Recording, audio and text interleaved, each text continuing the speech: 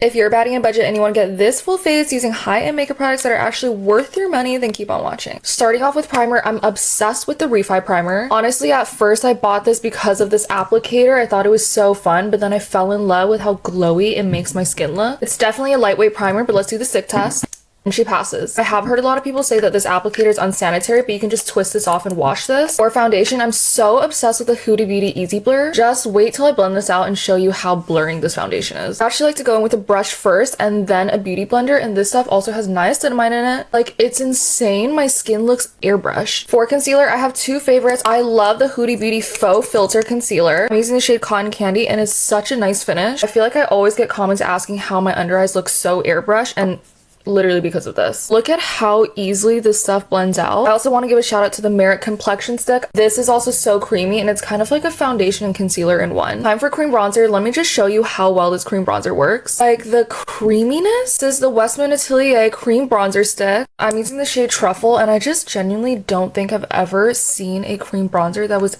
this creamy. Not to mention, it blends out so easily. For blush, you guys know that I love a really bright blush, and I love the Patrick Top blush duos, and this one is in the shade She's Giving. So these come with a cream and a powder. I'm gonna go in with the cream first. Look at this pigment. I just love how it leaves a really pretty dewy finish. Time for setting powder. We're using my favorite, the Huda Beauty Easy Bake. When I say this product is worth every dollar, I mean it. Taking it on a powder puff, look how shiny this is. Pat it in. Like, look at the difference. Like, honestly, I'm speechless. I'm using the shade Pound Cake, but I also really like Cherry Blossom. It's like a pinky tone. Favorite bronzer in the whole world, hands down, the Charlotte Tilbury bronzer, and this is in the shade Medium. Clearly, I have hit pan, and I just love this bronzer so much. I feel like I could just cake this stuff on and it just would never get patchy. Time for my favorite part, powder blush. I'm going back in with my Patrick Ta duo, and this blush color is so pretty. Like, if I had to pick one blush shade to wear the rest of my life, this would be it. For setting spray, I have fallen in love with the One Size Until Dawn. I feel like I go back and forth between dewy and matte setting sprays, and right now I'm just in a matte phase. This stuff is strong though, so you gotta hold your breath.